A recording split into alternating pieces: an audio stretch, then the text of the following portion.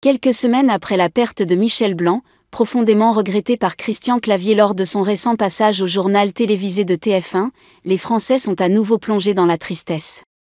Le dimanche 1er décembre, la nation a appris le décès de l'acteur Nils Arestrup, un artiste protégé d'Audiard, à l'âge de 75 ans.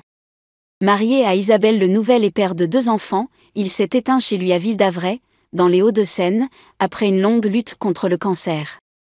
Sa disparition soudaine a suscité une vague d'émotions parmi de nombreuses personnalités. Parmi les premiers à réagir, l'acteur Tahar Rahim, qui avait partagé l'écran avec lui dans le film Un prophète, a évoqué le privilège exceptionnel d'avoir débuté sa carrière cinématographique à ses côtés, saluant ainsi un immense talent. Émilie Dequesne, qui avait également joué avec les 2 acteurs dans À perdre la raison de Joachim Lafosse en 2012, a exprimé sa tristesse en se remémorant leur collaboration. De son côté, Patrick Bruel, son partenaire dans Villa Caprice en 2020, a témoigné de l'impact profond de leur rencontre en soulignant la bienveillance et le regard de Nils. Cependant, d'autres personnalités ont adopté un ton plus réservé, notamment l'actrice Isabelle Adjani, qui avait eu un différend notoire avec lui.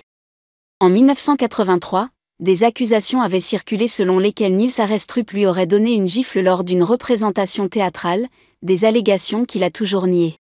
Malgré les années passées, cette histoire reste vive dans la mémoire d'Isabelle Adjani, qui n'a pas caché ses sentiments.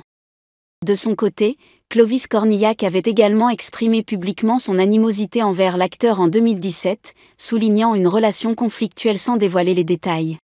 Isabelle Adjani n'est pas la seule à nourrir des ressentiments envers Nils Arestrup, puisque quelques années auparavant, Clovis Cornillac avait également exprimé des sentiments négatifs à son égard. Aimé ou détesté, Nils Arestrup restera un homme qui a divisé les opinions, laissant derrière lui un héritage artistique complexe et incontestable.